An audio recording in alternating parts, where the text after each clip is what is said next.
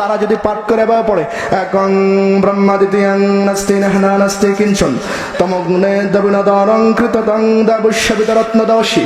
তো মোহতারাম হাজির, আমি বলছিলাম একং ব্রহ্মা দ্বিতীয়ং নাস্তি নাহনা নাস্তি কিঞ্চন তমগ্নে দ্রবিনদরং কৃততং দাবুষ্যবিতরত্নদশী।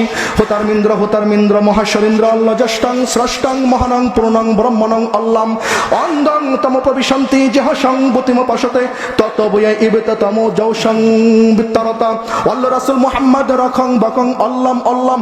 এইরকম মন্ত্র বলতে থাকলে অন্তত আমি 1 ঘন্টা মন্ত্র বলতে পারবো। এত মন্ত্র আমার মুখস্থ আছে, কারণ বেদের শুরু থেকে শেষ পর্যন্ত আল্লাহর মেহেরবানিতে সবটাই অধ্যয়ন করেছি। যেহেতু এটা সংস্কৃতি ভাষায়, এই জন্য তারা কি পড়ে নিজেরাও জানে না, যারা শুনে তারাও বুঝে না। তা আমি একটু বুঝিয়ে দিই, সবটা তো বলুন না, একটু বুঝিয়ে দিই। বলা হয়েছে একং ব্রহ্মা, আল্লাহর নাম আমরা কি আল্লাহ রহমান হান্নান।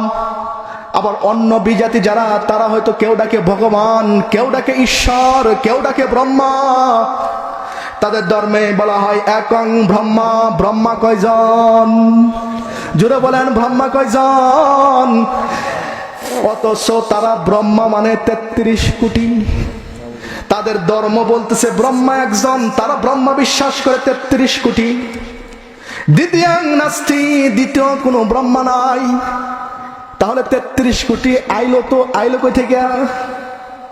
নেহনা নাস্তি কিঞ্চন লা মিসালা লাহু ওয়ালা মিসলা লাহু। তার সাথে তুলনা দেওয়ার মতো কেউ নাই, তার সাথে উপমা দেওয়ার মতো কেউ নাই। তাহলে এক আল্লাহর বিশ্বাসের কথা হিন্দুদের ভিতরে আসছে কি আসছে না? তাহলে কি হিন্দুরা মুসলমান হয়ে গেছে? জোরে বলেন হয়ে গেছে। কেন মুসলমান কেন? কারণ তারা আল্লাহর পরিচয় বিশ্বাস করলে কি হবে? আল্লাহর পরিচয়ের পাওয়ারের বিশ্বাস তাদের ভিতরে। সুতরাং আল্লাহর প্রত্যেকটা পরিচয়ের সাথে সাথে আল্লাহর পরিচয়ের পাওয়ারটাকে মেনে নেওয়ার নাম হলো ঈমান।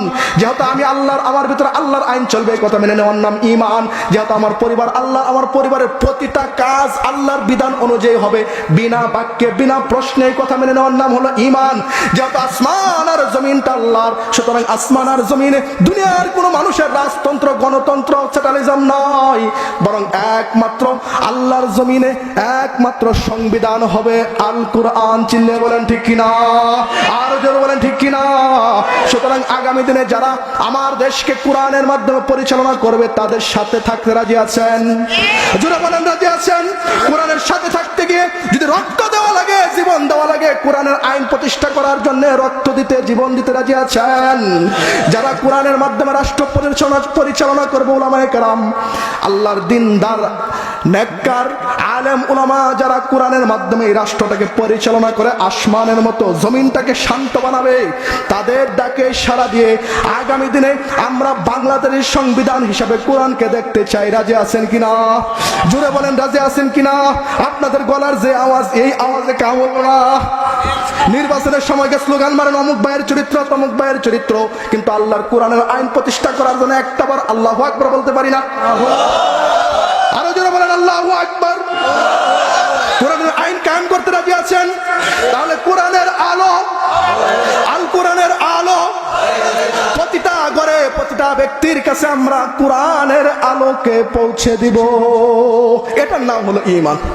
এখন প্রথম ঈমানে যদি সমস্যা থাকে, তাহলে তাবলীগ সৎ আমল দিয়ে কি হবে বুঝেন নাই? যে কারণে ঈমান দিয়ে কথা বলছিলাম, প্রথম হলো আল্লাহকে বিশ্বাস করা। কাকে বিশ্বাস করা? সুতরাং আল্লাহকে বিশ্বাস করার মানে বুঝছেন তো? আল্লাহর প্রত্যেকটা